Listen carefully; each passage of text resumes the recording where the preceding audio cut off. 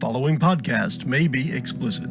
One Joe Young presents Adventures from the Shed, a tabletop RPG podcast. You can find us online at adventuresfromtheshed.com. All right, here we are in the shed for Adventures from the Shed. You can find us online at adventuresfromtheshed.com. On iTunes, Facebook, Stitcher Radio, Google Plus, Bing, and hey, right here on the tube of you. We're here in the shed today. We have a special day set for us of Trail of Cthulhu, and the person who's going to get us started with that is a person who's going to say hi first. That guy over there. Joe, every day I'm with you is a special day. Who is that, though? Hey, everyone, this is Kurt. I am going to be playing the Keeper today in the Trail of Cthulhu adventure, The Keepers of the Woods. Cool. Oh, and after that, I get to press buttons here still, and I'm going to switch that to that guy. Hello, everybody. I'm Verge. I've been guest on the shed before. Looking forward to getting into this. It's a game I've never played before, so. And waking up. Oh yeah, I'm just new baby, man. It's all good. We'll try to keep you awake. And that guy. I'm just here for the hot pineapple. This is Chris. Don't. Just see if I can drive everybody to insanity with the hot pineapple. Woohoo! And last and most importantly is Kurt. Or me. Hi, I'm Joe. I'm here, and we are here, and we won't go straight to the hot pineapple because, all right. I'll do my best not to mention that even one time today. So Awesome. I'll leave that all to you. I think it might break the spirit of the game that we're trying to play. But Well, if you have to. That's why I threw it in at the beginning. Yeah. All right, if it's all right, let me give you all a preface because this is a new game system to all of us. Some of us played one Trail of Cthulhu adventure years ago that Joe ran. Halloween 2016, I believe. Yeah, and I think it was like Return to Red Hook or something from the Arkham Detectives book. But I think that's the only time we played. And Chris, were you in that game? I don't think so. You were not. And Verge, you weren't. Yeah, definitely wasn't. And I have never been the game master, or what they call the keeper, Keeper. for a Trail of Cthulhu game. So I won't lie, I'm a little nervous. It's hard to run a totally new system, particularly when you're being recorded. But I know that these guys are great storytellers and great players, so I think we're going to have a really good time. I think he's talking about you. The Trail of Cthulhu system was created by Ken Hite, and it's based on the Gumshoe investigative game system, which was created by Robin D. Laws, who's super famous, and a lot of you probably know him. Let me just give a real high-level overview of Gumshoe, and then talk a little bit about Trail of Cthulhu. And then I think what we're going to do here on this first session is kind of jump into character creation and talk a little bit about the backstory, and then probably jump right into the adventure. So shiny. That is an attractive bald head. I will also say that when it gets into the adventure itself, if you are watching this for a how to play Trail of Cthulhu, you're probably in the wrong place. Or if you're watching it for how to learn to play, this might be a good idea. Exactly. My point Maybe was, not how to play it the right way. I will likely make mistakes in the way that we handle some tests or combat or things like that, but we're playing it mostly for story and for fun, and we're going to get as close as we can. But if you are an expert and you realize that I used the wrong number for a difficulty check or something, I know that's going to happen, and we're not going to worry about it. So before we talk about the system a little bit, I wanted to just read you guys, because I think it's awesome, 2 paragraphs from the introduction in the core rulebook. This is not necessarily backstory for your investigators at this point in your career. Don't mess up, Kurt. No, I'll be devoured by the deep ones. But I just like this for flavor. You are among the few who suspect the truth about the mad gods at the center of the universe, about the great old ones who dream of clearing off the earth, about the extraterrestrials who use mankind in their experiments, about the ancient legends of undying evil that are all coming true. You have to make sure nobody else ever finds out, or the world will wake up screaming. You have to keep the doors to the outside from swinging open, no matter what the cost in life or sanity. You have to piece together the clues from books bound in human skin, from eviscerated corpses covered in ichor, and from inscriptions carved on the walls built before humanity evolved. You have to go wherever the answers are and do what needs to be done. So I'm not sure I'm up for that. Having said that, unlike D&D or the Roll20 games that we tend to play, this is really an investigative game. And what Trail of Cthulhu is, my understanding is, there's a prior game from a different company, different system called Call of Cthulhu, which some of the watchers may be familiar with. And people love the flavor of that game, love the universe created by H.P. Lovecraft. But they took that game and then modified it to the Gumshoe system and created a new game called Trail of Cthulhu. And what the Gumshoe system is built around is investigating and finding clues. And kind of the core philosophy, the way I understand it, is that it is no fun to not find clues and proceed. Yeah. So, in D&D, like, you can be in a room, and if you roll a really crappy perception check, you just don't find the secret room. And if the secret room is awesome, it's, a bummer that you missed it. And what we're going to do here is have you never miss at least the core clue that makes you get on to the next scene to keep the story moving forward. Now, there's additional information that you can get by playing your character well and using points in a way that we'll talk about. But that's essentially for more flavor, for more background, for stuff that will help create the mood of the game, at a deeper and higher level. So I'll give you guys just a little overview of the way Gumshoe works. There are other games built on this system, published by Pelgrane Press. For example, Nice Black Agents is kind of a World War II meets Dracula spy adventure. They also have a Delta Green kind of Vietnam horror game that I'm not particularly familiar with, but that's supposed to be awesome. And there may be others as well, but they share this basic system. And the idea here is that you are going to play a character called an investigator, and I'm going to play the game master, which we call the keeper. And this plot will bring you guys together, but your goal is to have investigators who complement each other by covering almost all of the skills that we would need. And instead of trying to be particularly awesome at one thing, you're probably going to have a kind of a broad space of skills. There are two types of abilities in the game. There are investigative abilities, and this is how you learn stuff. So if you look on your character sheet, I think you'll see. Yeah, he's got out here. Academic, interpersonal, technical. Yeah, so we've got all the skills kind of listed by area here. Investigative abilities are broken down. They're the academic, interpersonal, and technical knowledge, but they all work basically the same way. As long as you have 1 point in that skill, you can do that, and you're essentially an expert at it. So we're going to have points to allocate, and as long as you have a point in archaeology, then you know a lot about archaeology. Okay? Now, if you put additional investigative points into archaeology, so let's say for some reason you had 3 points, you can spend those points during the course of our adventure to get additional information. So, if we're in a place where there's something, a particularly interesting facade on a building, you might say, hey, I want to use my archaeology skill to see what I know about this building, or how old this building is, or its history. And I might tell you something, and then I might either offer that there's additional information if you're willing to spend points, or you can proactively say to me, hey, if it makes sense, I want to spend a point in archaeology to find out more. Now, when you spend that point is gone. It's gone from your pool. Okay. Now, I will say, generally, don't hoard your points, okay? We're doing a one-shot. The chances of you running out of points are not that high, and if you do, it's never going to stop the adventure. Yeah. Ending the game with a bunch of points in, assess honesty or archaeology just means you didn't have fun spending them. Right.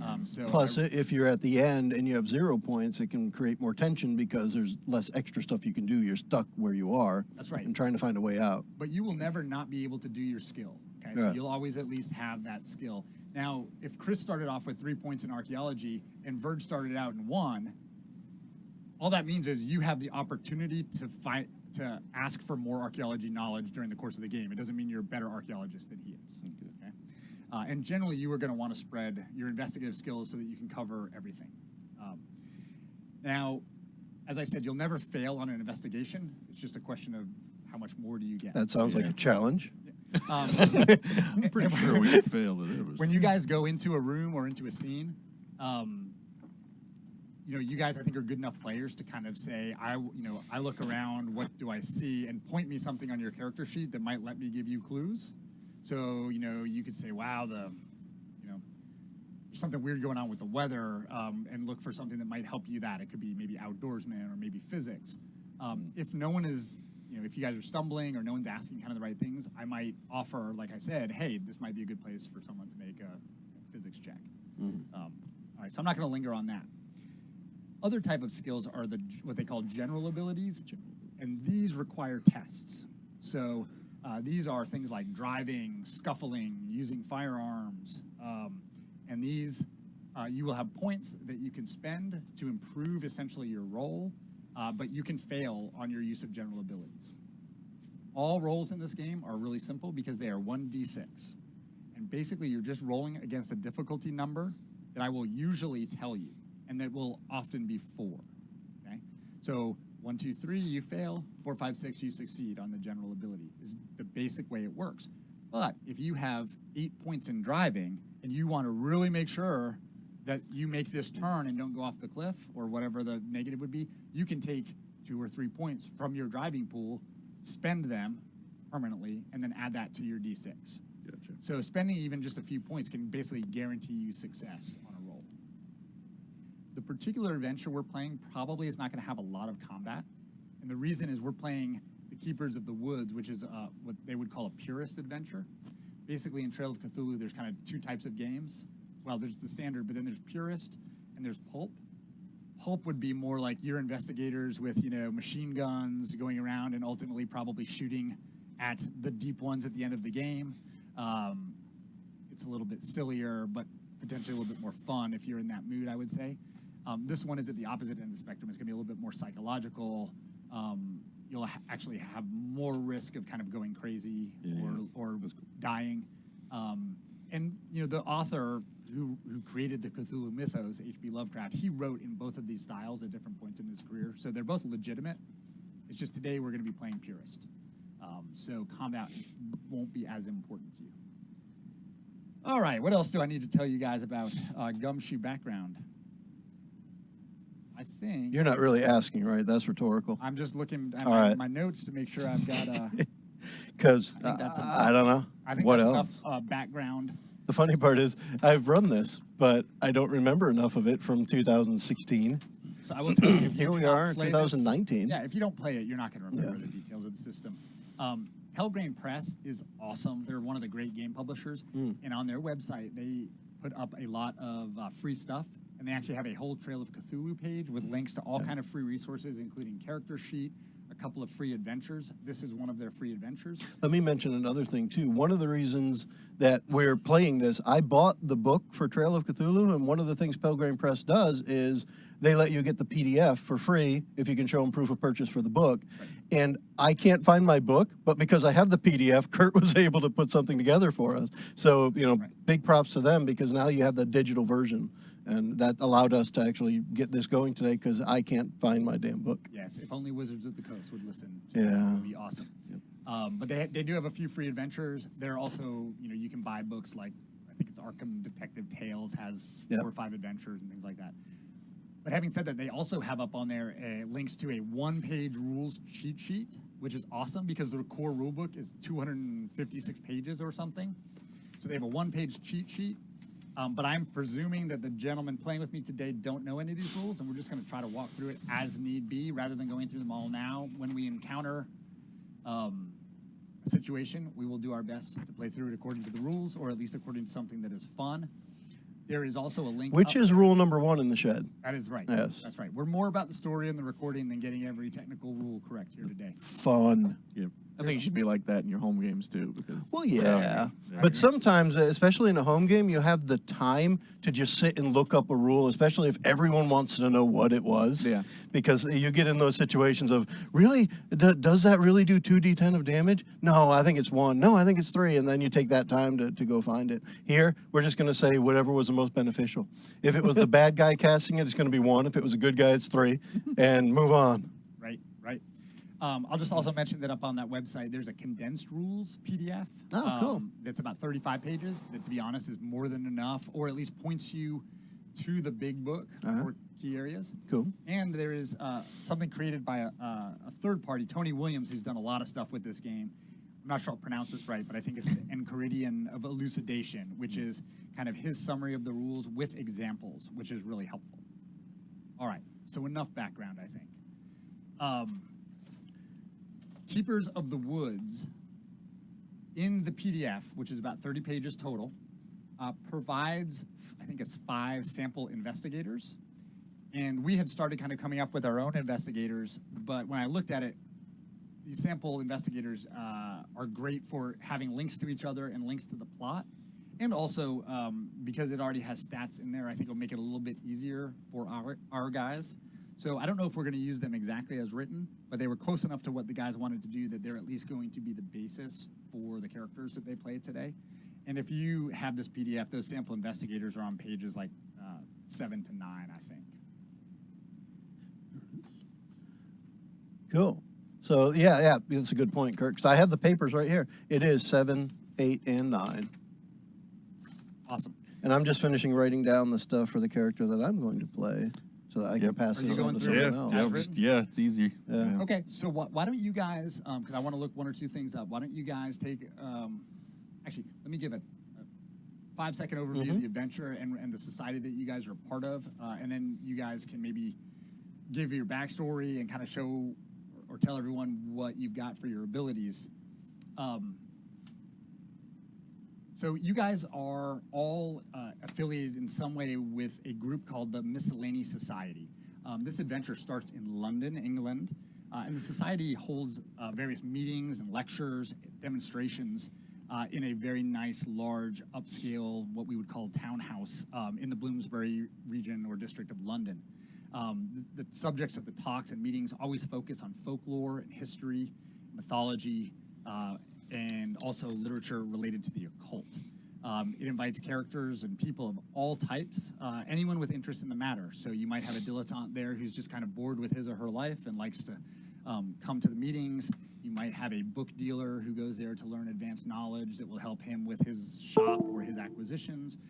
There are members of the military, police officers, even, you could have a homeless person who just needs ways to fill the time, and so he can come and listen to the lectures. They are open to all who have interest.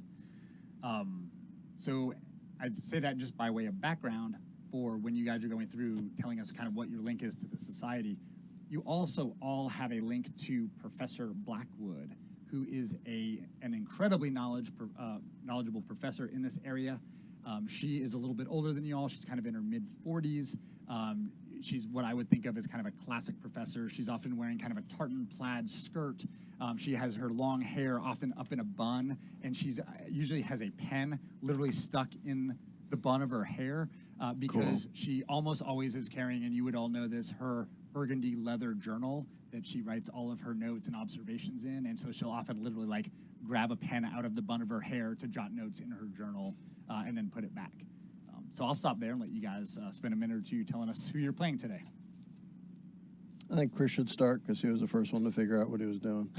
I'm just reading from the sample investigator, though. My plan was to play an archaeologist, so the closest one that fit was a dilettante with some archaeology skills. It was originally a female character, but we're changing it to a male, so I don't have to, make things confusing for everybody. Plus all that sexual tension when Joe's character hits on you might be more than we could handle. So much more. Oh, yeah. So I'm just going to pull what's actually already written down here. The concept is insolvent heir, drive is adventure, occupation is dilettante. I guess I'm going to skip over, I don't know, do we need to go over the stability stuff or Pillars of Sanity? Is that important for this? Or because this is a one-shot, it's not particularly important, but for people who are interested in the game, really, this is a game where there's a good chance, generally, in Trail of Cthulhu, the characters are going to go crazy or die. And so they often have a couple of ideas or people that they cling to and rely on as a source of stability or truth. And so as they can either be contacts in the game, or those can be things that if they were killed or eroded or just would contribute to your loss of sanity. But I think for this game, if you want to have one contact or one pillar, that's fine. It might help with an epilogue on the story, but it won't affect the actual gameplay. Gotcha. Well, I'll run it through then. Source of stability for the character is an Aunt Emily, which is the stern spinster character, and then her a brother Godfrey, which is the character has two brothers that kind of went off and did their own thing, and I was just being lazy and the lazy rich kid not doing anything at the time. So going over my skills, I have archaeology. What's the character name? I'm going to go with How, and the last name is Lowell, so How Low. How do you spell How? It's H-O-W-E. H-O-W-E. And How Low. L-O-W-E? Lowell. Lowell. Oh, maybe I should go for Howell Lowell. No, I'll just do I Howell. thought it was how low. Yeah. There we Lowell go. sounds like a good How Lowell? name for a dilettante. Lowell. Yeah. Investigative skills are archaeology, art history, chemistry, credit rating, flattery, geology, history, occult, and physics. General skills are health, stability, sanity, athletics, driving, and firearms. I'm not going to go over points right now. Most of my general skills seem to be halfway decent, though. So the back history on this character, I'm not going to read it verbatim, but basically I was kind of like screwing off, doing whatever I wanted because I had money in my 20s, and my older brothers were kind of going to Oxford and getting their learn on so they can go get real jobs, and I just kind of was fucking off, doing whatever I wanted. Then the depression hit. Turns out my dad didn't really do well with maintaining the money, so I didn't really have no money left over to me. And my aunt was kind of like, "Well, we have Thanks, money, Dad. we have money, but we want you to kind of get your shit together, make something of yourself, and maybe we'll give you some money out of that." So I dove into the archaeology thing. I tried to do geology, but found it boring. Got to the archaeology thing, and then roped into literature, languages, a bunch of sciences, things like that. And then the way I got into the Miscellany Society, it was I attended a lecture on mythology for ancient Egypt, and excited, very much the whole archaeology, Indiana Jones thing. That sounds exciting, going to far off places and learning the crazy mythos. That's when I talked to Margaret Blackwood, and she kind of like, oh, maybe you should kind of join us and get into this kind of thing. So it's kind of like one of those discovery of a lifetime kind of things going on, Yeah, she really liked you personally, and as you said, you've been bored, you've just been listless, and you really have latched on to kind of this archaeology and to her in particular. Yeah. And so that's the main thing. The stuff about the siblings is great backstory, but what really matters here is that you have a very personal connection to her and to the society. Yep. So I've been invited into the inner circle. There is no inner circle. Oh, there's going to be look. There's supernatural stuff going on. There's always circles. All right, Joe, or you want to go, or? Verge, you know what your character is yet? Go ahead. Damn it, now I gotta do something? Hold on a second. After Chris read his, I was like, well, I should know more about my character. I'll cover you if you need to. Oh, please do. Do you have these printed as well? I do. Cool. So I am, I'm going to play the character that is written as Sheldon Rawlings. I'm just going to change the name to Sherman, just so you know that's the one I'm playing. Okay. So Sherman Rawlings. The concept for the pre-gen is an underhand book dealer. Essentially, this is a criminal driven by greed.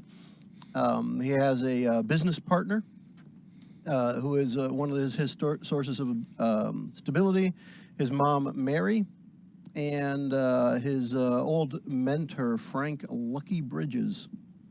Lucky, not Lucky Bridges. Lucky is the nickname. Lucky Bridges. What a cool nickname that would be, huh? Anyway, burn all your Lucky Bridges or whatever. So as Chris mentioned, I'll go through some of these investigative skills quickly. Accounting, bargain, credit rating, history, intimidation, library use, locksmith, reassurance, streetwise.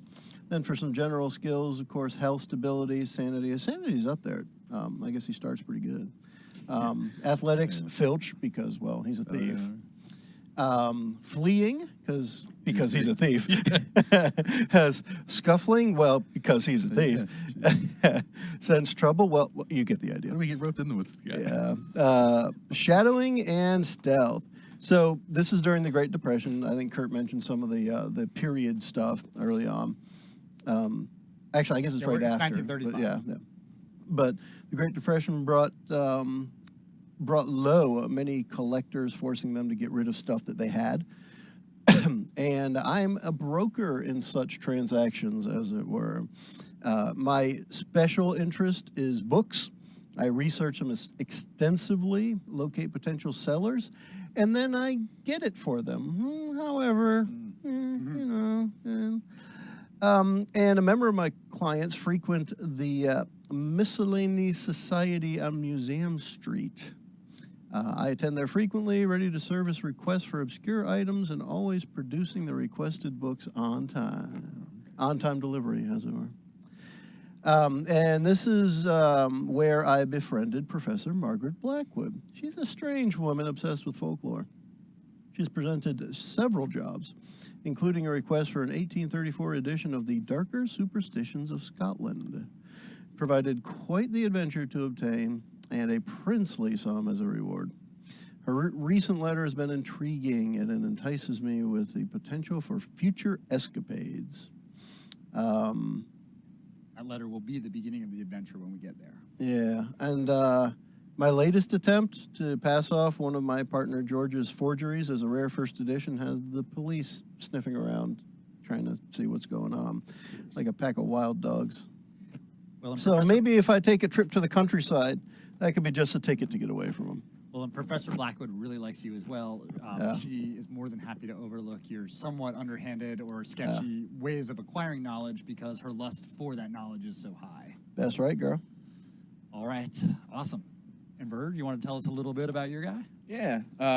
My guy was based on Edward Tillman, but I've changed his name to Terrence Crews because he's an ex-cop turned author. Terrence Crews. Terrence Crews. Does he go by Terry or Yeah, he goes with Terry or T. Cruz. Or, Does he often rip his shirt off and flex? I'm going to spell it this way just because I think it's funny. But there you go. Terrence Crews. He's Latino? He is an ex-cop Cruz. turned author. His skills, he's pretty high health and stability and sanity. What are your health and stability? I'd say all of ours are pretty solid. Like Mine are 10. Yeah. Yeah. Health, sanity, and stability are 10 Okay. for me. My health is 8, stability is 10, sanity is 10. Okay, so just so you guys know, let me pop in here for half a second. Stability is a short-term measurement of, essentially your mental health. So when something bad happens to you in the game, that stability can go away in chunks, and it can go away pretty quickly. But in theory, if you survive the adventure, if this were a continuing campaign, that pool refreshes after each session. Whereas sanity is like the long-term measure of basically your ignorance of the blackness at the center of the universe. Yeah. And that's something that goes down slowly and probably will only go down like in the climax of the adventure. But I think it doesn't come back. Yeah, Right, yeah, sanity Come loss back. is permanent. Right, Yeah. so you in a campaign can slowly kind of, even if you survive the first episode, Yeah. that can go away. The reason I jumped in here is because in the purest game, health and stability are actually capped at, I think, 10. Might be 12. Nope, sorry, capped at 12. So even though you guys are saying, oh, we're really high, it's actually not that high. If you were playing like in the pulp mode or whatever, you guys might have 18 stability or 18 gotcha. health. So, and part of that is because in those other modes, you have more points to allocate. Like you might have 60 points to allocate, so you put 15 or 20 in health. Yeah. So it seems like you guys have a lot relative, but that's not necessarily the case. Cool.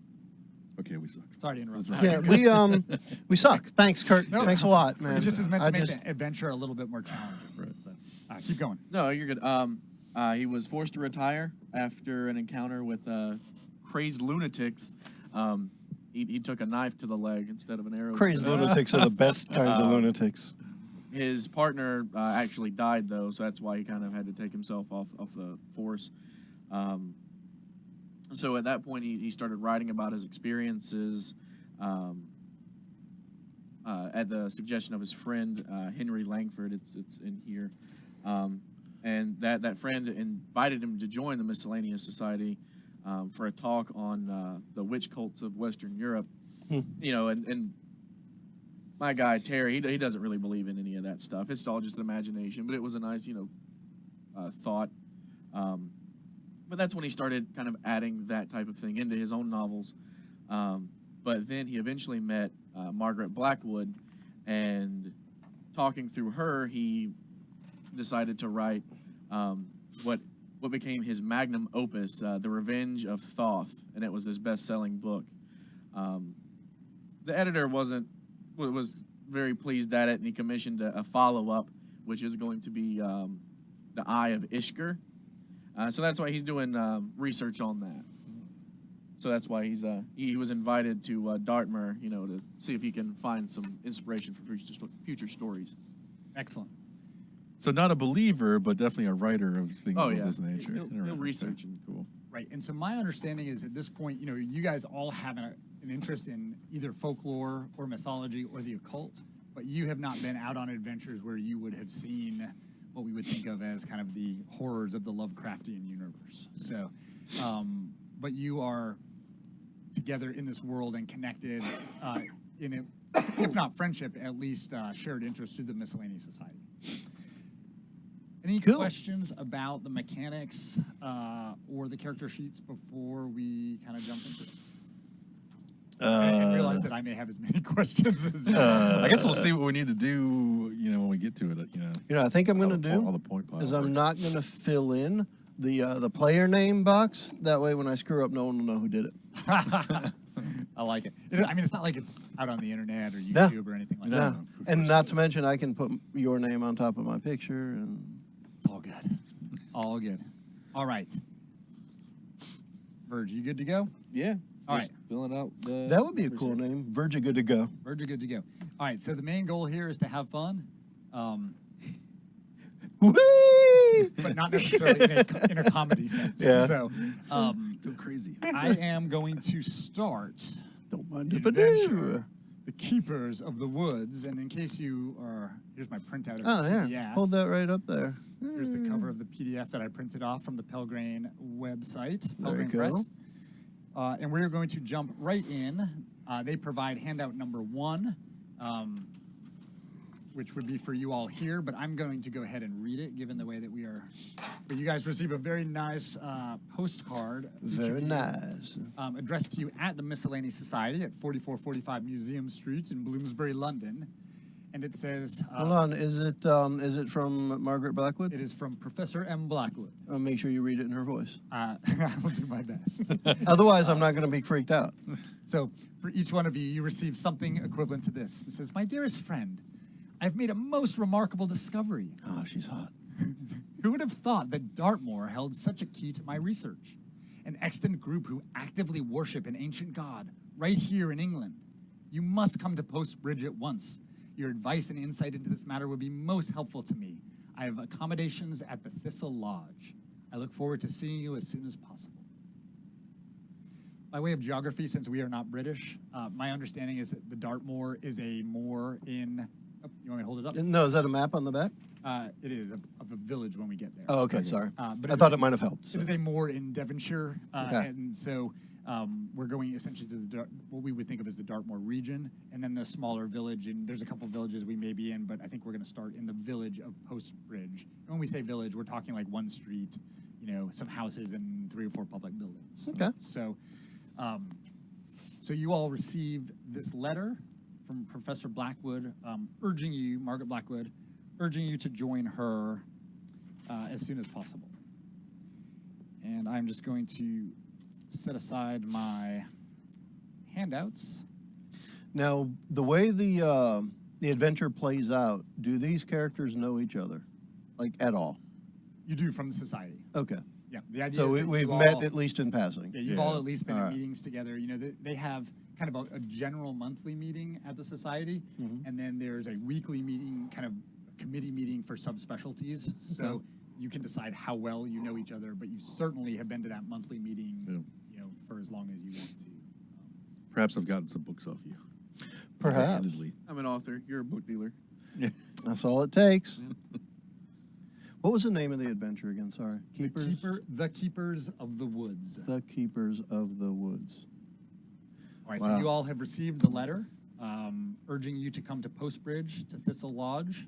And Guess we're off to see the professor. as I say, I'll have you guys react to that and then go from there. Yeah. Now, we've gotten these letters separately, correct? Yes, but they were all addressed to you at the society because they knew that you would be able to pick And there was them up no and certain everything. day. We just show up whenever get the thing and get going. Okay. I mean, I think the idea is that you've just received the letter and she's very excited to see you. Right. All right. I would expect, because of my profession, I'd be the last to show up to make sure I could case a joint ahead of time. So would you guys go up there together? The area that you're going to is a full 6 to 7 hours from London by train, probably 5 to 6 by car. Depending on your credit rating, And I'm not going to refer a ton to the character sheets, but credit rating in Trail of Cthulhu is kind of a general wealth level, if you will. What are your guys' credit ratings on your? I was going to say, based on this mission, what's a good credit rating? Do you know? Just to see if any of us are good. I mean, is anyone 4 or above? I'm at a 3. Yeah. 3. Okay, so but you're the dilettante, right? Yeah. Okay, Yeah. so with 3, you could certainly have a car to go. Yeah, I would with it if definitely you take wanted it. to. Yeah. It'd Oh, be yeah. I would faster prefer to and take more a car. I have a 2. I have Yeah. 3. Okay, yeah, so you guys, you're not going to generally be constrained by resources. If that's the case, then yeah, let's go in a car together. Okay. Okay. What kind of car? Do you know? Well, I don't know. I'm not as rich as I used to be. So it's like Not a good. 5-year-old car. Yeah. What's the 30? So it's Yeah, what's It's like a how Graham many Nash. choices? we don't really How have many choices? When we did the that other adventure, I think it was in the 40s, but it was a Graham Nash Deluxe or something like That's that. right, We did yeah. something Whatever they like would that, have available yeah. in Britain. Yeah, That would be I'm cool.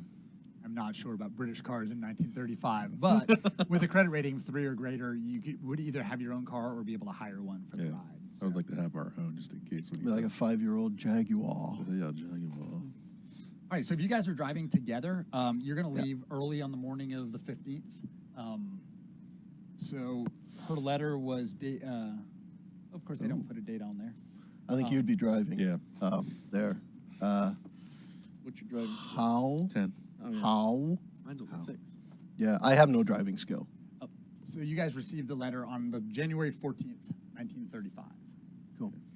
So, given the length of the drive and kind of the need to make preparations and pack and everything, you guys agreed to meet early on the morning of the 15th to make the drive up to Dartmoor.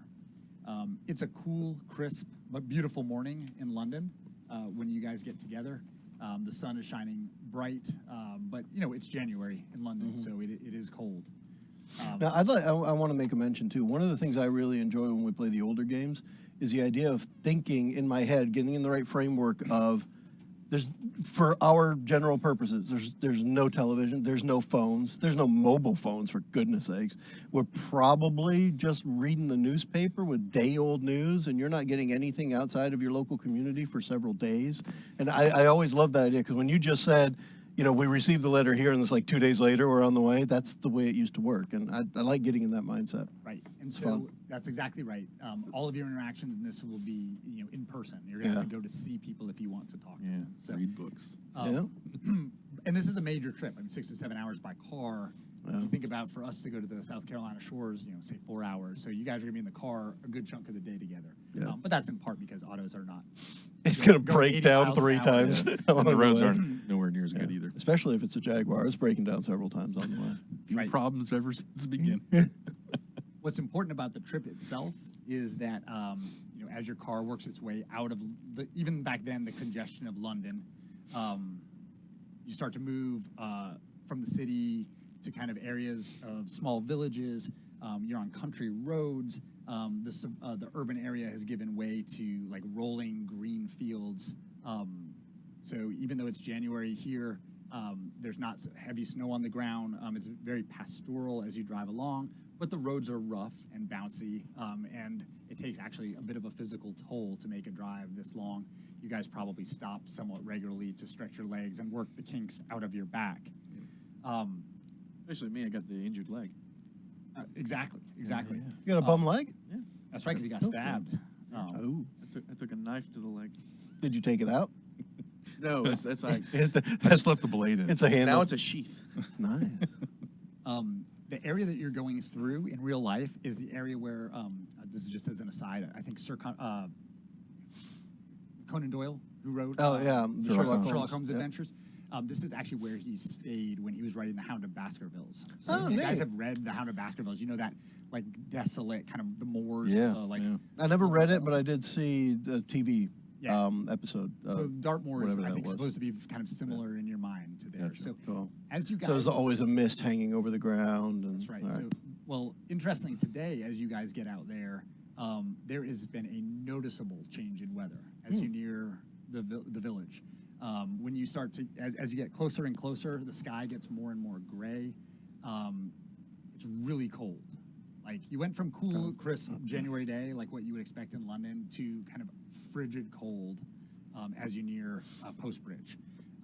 There's even some flurries starting in the sky, and this is more than just a 5-degree temperature drop. I mean, Wow. you were all shocked Okay. at how gray. What and time icy- of, you said it was January? January, mid-January, yeah. Yeah. So at this point, that's kind of the, you guys are a little bit shocked at the change in So the even weather. for the time of year, this is still a little odd. It strikes you at this point that it's pretty darn cold out. So, I'll just leave it at that. So, the only, I think, link that you have at this point is the fact that you know that Professor Blackwood is staying at the Thistle Lodge. But when you guys come into the village of Postbridge, as I said, it's kind of one main street. There's a street, and when you guys are coming in from the east, and you actually hit the Thistle Lodge would be one of the first major buildings that you get to. You pass some farmhouses. There are sheep and cows actually out in the field. This is definitely rural England at this point. But when you get to the towards the Thistle Lodge, you can see that it's really quite picturesque building. It's on a street that runs away from the village proper. It's built out of stone, has a small garden in the front. Even though it's January, you can tell it's likely a vegetable garden. Maybe it provides food for the guests there or something like that. But the building itself almost seems to kind of disappear into the landscape around it, which at this point is, you're pulling up, and even though there's some flurries in the air, at this point it is kind of a green rolling landscape as you arrive into the village. I'm assuming there aren't too many motorized transports in the town. They're not. In fact, you haven't passed a car for the last 2 hours of your drive. People with That was probably about 2 hours ago that I stopped looking out the back window to see if there were any cops behind us and started looking out the front window at the countryside. At the former cop that was riding with. Exactly. Former being the key word. Yeah. Did you stab him in the leg? Shh. He doesn't know it. They don't follow prints. That's time left remaining. Yeah, so I could park it wherever I could, to make sure it's out of the way. I don't want to be one of those guys that are just like taking up space here. Park it right behind the horses so they can't get out. Park it right in the garden. Yeah. Not being used right now, right? Step on the gas to harvest some of the carrots. All right. Are y'all gonna head into the lodge? Yeah, I'd like to take a look around to see, do people find us weird pulling in with a car like this? Are they looking at us weird because we're dressed differently? What's the kind of like the, I don't know, like the personality of the town we could just pick up? As everyone dressed in farming clothes. Yeah, great question. So unless you we're want city to folk. drive into town before you go to the lodge, Would you want to do something like that? It wouldn't catch me. It's fine It if would you do. Like it wouldn't catch my character. Like I would do it personally, but would that be something Now, your character for would me, want to do? I guess the way I'm looking at it is I'm not here really to steal something, so I don't need to case the joint yet. Gotcha. If I see something that's worthwhile, then I'll hang back and be inconspicuous. Okay. Yeah. So yeah. In the meantime, you guys will walk up front anyway. Yeah. They're always more likely to notice the guy with the limp. And I can just stand behind, kind of walking casually.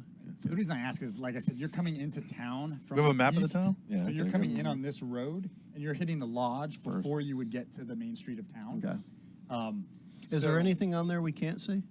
that you can't see? As in, we're not supposed to see. Yeah. Because otherwise, if you want, you can put it out here and we can. Yeah, it's just that you wouldn't know what else was there until you went there. Okay, then that's fine. Yeah. Unless it was like a building. Oh, we can see that building from where we're stopping the car. Yeah. Something like that. So where you stop, We can it's play probably- stupid, you know. I was gonna that. say it's a couple hundred yards up to the main street, and you can tell that there's not a lot here. I mean, this is a small village. It looks like just down the road, maybe 100 yards in front of you or 200 yards is where you tee with what I'll call Main Street, and it looks like there might be an inn or a tavern or a bar up there on the corner. You see residential small houses, kind of thatched roof English cottages, and then it looks like maybe there's a general store. I mean, this is up there. You can definitely tell that there's a church up at the far end of the street. So, having said that, I think it's fine to put that out there. Yeah, look at our map. Neat. And that's just from the end of the PDF. So, yeah, I guess what I would say, too, do we still have a little bit of flurries going? Just the beginning of the flurry. So, like I said, it's you've got the garden and the green rolling lands, but it is cold and it appears to have just started a light snow. So it's at least in my head that before we leave town, I want to check out the church because they almost always have old books that people want at a church. Okay. Cool. Yeah, I'd say let's go into the lodge, get warmed up, get something to eat. It's been a long road, long drive. Okay. So this is not a particularly large. It's what I would think of as almost a bed and breakfast. As you may or may not know, over there, often people essentially open up their homes and they'll have rooms for rent. It's a little bit bigger than that, but it's not anything like a modern hotel. You all open the front door, which is fairly heavy and well built, and you notice almost immediately upon stepping inside that while the entry area is relatively Spartan, it's not overdone with what I would call tchotchkes. It is very warm and accommodating and appealing to be there. You notice right by the door where you come in, there's like a large, what looks like a man's kind of barber jacket, like you might wear out in the fields working, a rain jacket, and a large pair of boots there. Is there a fire going? There's a fire going, fireplace? exactly. And then even here, as you come in, you can see just off to the right that there's kind of a casual dining area with a table where perhaps you might be able to take dinner with her. And when I say her, as you come in, you're greeted by what you assume is kind of the proprietor of the place, who comes over and is very welcoming and friendly and appears happy to have potential guests having just walked in her front door. Awesome. Cool. Well, I will not acknowledge her directly, but I'll unwrap my scarf around my neck, unbutton my pea coat a little, and start to catch the warmth of the fireplace. Okay. Well, and she comes over and she says, "Oh, hello everyone. Glad to have you. You don't look like you're from around here. If I may, I'll introduce myself. I'm Hannah Blacknam. My husband James and I run this establishment. Can we help you? Do you perhaps need a room this evening?" We're definitely going to need a room, but we're also looking for an acquaintance of ours. She's a professor. She's staying here. And as soon as you ask that, you can see Hannah kind of gets visibly distraught, and she said, she kind of turns and says, "Have you all seen the morning paper?" We just pulled into town. And Where find is the morning paper? It's on the back of the other handout that I just used. On the back of the map? Yes. Let me see that. I'll read the paper. You want to read the paper? Sure, I'll read it. The bottom handout there. The bottom one. The paper reads, "Unseen hand strikes again. A road outside the village of Postbridge, Devon, sees third accident in as many months. Margaret Blackwood, professor of folklore at UCL and winner of the Coots Lake Medal, was driven from the road to her death in mysterious circumstances last night. Two similar accidents include the death of a doctor in a motor coach crash, the driver of which claimed it was as if two large, strong, hairy hands grabbed the wheel, forcing him to swerve. A local psychic suggests the presence of a malign spirit, possibly a murderer. Authorities are dismissive of such fantasies, claiming the deaths result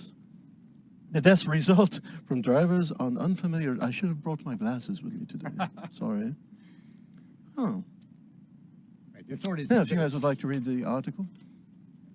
And that is, I believe, from the Tavistock Times. The main takeaway there is that Professor Blackstock has died in a traffic accident. This comes as such a shock to all of you who know her personally, and really she considers you trusted confidants, that each of you needs to make a 3-point stability test. All right, tell us how that works, Kurt. Yeah, or is there something on here that we can read, one of us can read? Is this a general ability? Stability is considered something separate, so the bottom middle column might be helpful on the cheat sheet. You want to read it, or you want me to read it? Yeah, I'll grab that one. Stability protects you from shock. Test stability versus 4 for ordinary horror versus 5 for mythos events. If you fail, you lose a stated amount from your stability pool. Some mythos threats cause stability loss even on a success. Point spends from the stability pool may be worthwhile against far greater loss from a failed test. Okay. So here's the key on this. You're going to roll 1d6. You need to get a 4 or better. Or you lose whatever the amount of the test is, which in this case is 3 points stability. Now, are you supposed to tell us that number ahead of time? I am. Okay. And you can choose to spend stability points. So if I roll a 3, I want to spend the 1, so I don't take the 3 loss. You have to spend in advance. Right. When you spend, you lose those points. So mathematically, on a relatively low cost, it may not be worth spending 2 points to avoid the risk of losing 3. Yeah. Especially because if you still lose, you lose the spend and the 3. Yeah. I think mathematically, when I've looked at it, and I'm not trying to influence the game here, but on high risk things, it's often worth spending the points. Yeah. But on the smaller ones, So we have to get 3 or higher than 3. you need Four four or higher. on this particular test. And if you fail, it will be 3 points off of your stability pool. I'll go first. So are you going to spend any points, or are you just 2. going to roll? I'm actually going to go right for it and spend 2. Okay. Yeah. So you're going to lose those 2 from your pool Yep. for the rest of the game, regardless. And let's see what oh, that's a 6. I didn't really That's a need to 6. spend anything. All right, so you did not But I need got to. it. But I lost 2 instead of 3. Correct. And that's what I'm looking at. So, So definitely mark my that down. stability is now at an 8. Yes, that's right. And so you guys, when you lose stability, mechanically that has no effect right now on the game. But you guys are certainly welcome to kind of role play how that goes. And losing 1 or 2 points is going to be like a shock. Maybe Yeah. you need to sit down and have a minute. Losing 3 or 4 points, is a bigger deal. That kind of thing. Right. Well, for me, I think it's enough that I was shaking while I was reading the article. Right. But, Definitely. okay. Who wants to go next? I'll go next. I'm not going to use any points, though. Oh, okay. So Chris Shit, rolled a 3. he rolled a 3. Well, that's all right. So That's he fine. I'll lose 3 he points. fails the test. So you actually do receive a shock from this. In this case, that shock, I believe I said, was a 3 points. Yep. Kurt, would you grab one more pencil out of there, please? Absolutely. I've been sharing one with Chris here, and I'll have one for myself. I'm going to use 1 point. Thank you, sir. It's, 1 point for Terrence. Oh, no. He rolled a uno. So I lose 4. Terry got the worst possible result, which was he spent a point and he failed the test. Mhm. So you are going to lose Oh, 4 what? stability I points. gotta. So Put it in the 8 to wrong place 4 there. is not a great start for Terry. Uh-huh. I will mention that when you get to 0 on stability, you are treated as being shaken in the game, Yep. which has some penalties associated with it. Basically, it makes your investigations and skill checks harder. If you get to -6 to 11, then you're what's considered blasted, and it gets even worse. And if you were to get to -12, then you are, as they say, permanently gaga goo goo. So, We don't want none of that going on. It actually does. On the quick sheet says permanently gaga at -12. Yeah. Nice. You start wearing meat suits and Yeah. So, and Hannah, obviously, 'cause she can tell that you are all shaking, some more than others. You can't read my poker face. I have to sit down. And so she says, I hate to be the bringer of this bad news right upon your arrival to our wonderful town. Perhaps I could make a spot of tea. Would that make you feel better, young man? Yes, bring tea for us. Yeah, send some food as well. She says, I'll see what I can do. Make it Irish. Tea and biscuits, please. So she Crumpets. So she goes And off to crumpets. off to that right area where I told you there was kind of a dining table, and then even back in from there must be the kitchen. And you hear her bustling around, and she comes back, just a few minutes later, and she has a very nice, simple but nice teapot and 3 cups of tea with saucers. And she has Irish breakfast tea for Terrence, and then she offers Earl Grey, an English breakfast for you as well. Yep. And then she's put out a couple of scones and a couple of very simple biscuits. Good. So, We're thinking, what time of day is it right now when we got here? It's got to be past midday. yeah, well past midday. We're It was a towards the 6 to 7 evening. drives, 6 to 7 hour drive. How early would we have left, though? So, Alright. okay. Late afternoon, early evening. Yeah. We're pretty much doing a dinner at this point. Yeah, I was going to say it's going to be dark out this time of year. Yeah, it's tea time.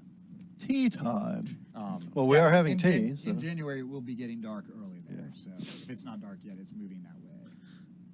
Can I ask her about who's the local psychic here? It was mentioned in the paper. She asked who the local psychic is. Yeah. Do you have that article? Yeah. I just want to make sure that I Oh, yeah. give you the It proper. has the name. Also, do you know the name of the doctor that who fell the accident?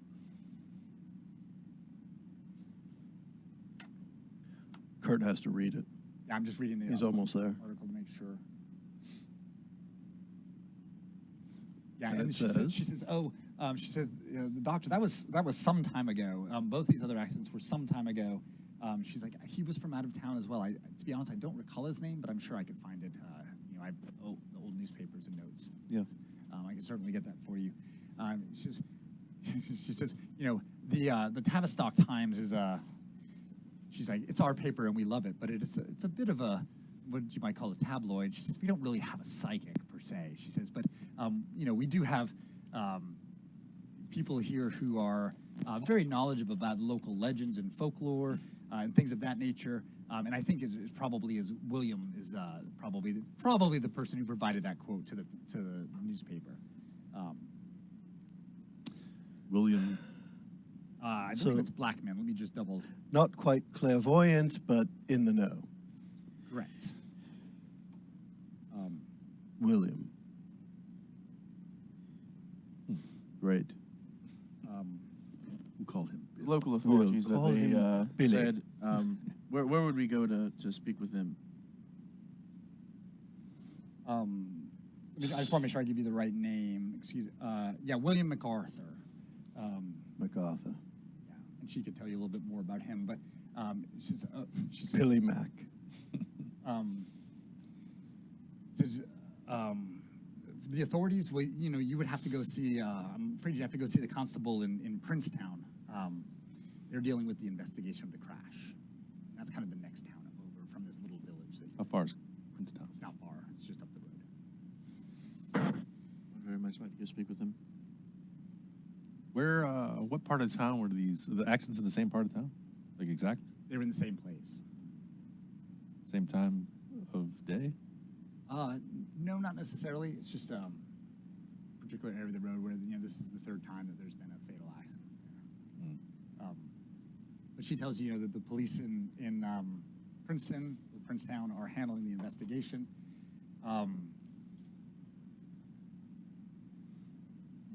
Do you want to ask her anything else? Do you think that anything malevolent is going on? Or do you accept the constable's explanation of just not knowing the road? Well, with respect to the accident side, I don't, this legend of the hairy hands that people talk about. She's like, I think that's silly. I don't think that there's anything untoward in that regard. Why don't you roll and assess honesty though, or something, or some similar kind of personal skill? I got assess honesty. One in that. Better than none. That's a Okay, so 4. you got 4 without something. Okay, so, and generally most of your rolls you're rolling against a 4. So you What's the one?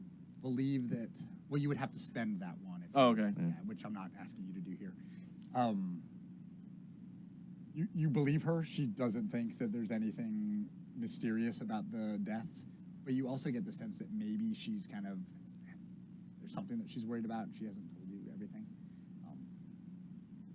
You also, being British, however, would not expect a strange lady you met 10 minutes ago to tell you everything that was on her mind. But she may know more or be worried about something that you haven't told her yet. She could tell us something more about William MacArthur.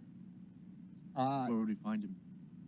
She says, well, William, he's quite a character. He, how shall I say this politely? He's, well, he likes to tip a few back. You can usually find him at the East Dart, which is our local drinking establishment just up the road. I think you probably could even see it as you came in. East Dart, he's there most days. He had a really horrible experience in the war when he was in France, and he's a veteran, and to be honest, he's never recovered from the things he saw there, and I think he has to drink the memories away. So, but he really does know a remarkable amount about our local history and legends and folklore. If you buy him a drink, I'm sure he'd be more than happy to share that with you. Could you tell us where these accidents happened as well? She can. She knows the area well enough to give you kind of precise directions Okay. to the area where that happens. Good. Does anyone have oral history as a skill that they have a point in? No, I do not. Or I have library use, that's about all, but unless there's some books or other newspapers around, I don't see that helping. I have much. history.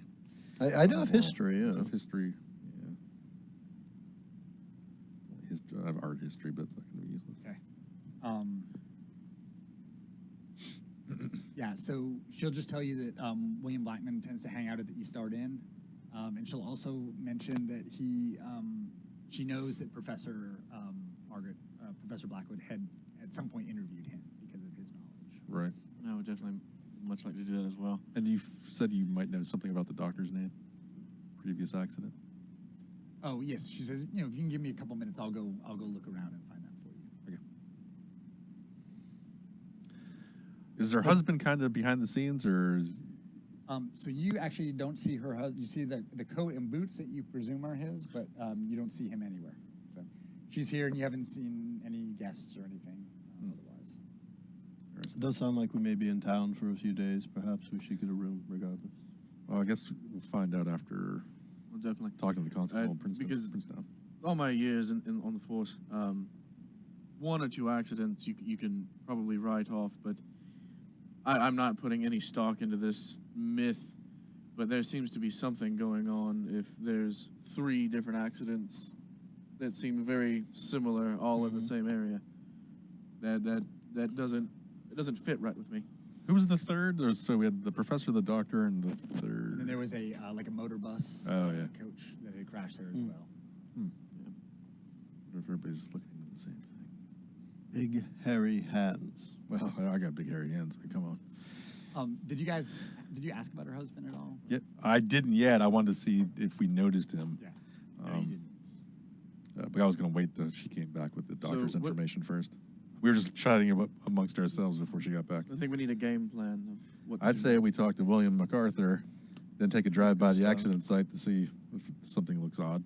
I would definitely like to talk to the constable, then- so I can probably And I'm not, get some useful information from yeah, them. I'm not sure if we want to talk to the constable tonight or tomorrow. Definitely tomorrow. It's very late. I would say William MacArthur and Yes. the location, accident location. Well, we won't be able to see much on the location tonight. I mean, it's fairly dark. Yeah, but I'd like to get an idea of what the road does look like at that time of day. We'll walk. Oh, I'll take a drive a little bit. I want to see what happens. It's a bit Where's your cold sense of adventure? Well, I think this would be a good place to take a little break. You think? And we can, when we pick it back up, we can start on whichever one of those paths y'all want to follow. How's it going so far, Kurt? I mean, you guys have already blown some stability tests. You're a little Yeah. shaken, so I think that's a good start for a Trail of Cthulhu adventure. Are we getting the clues, following the clues? You are. Sounds good.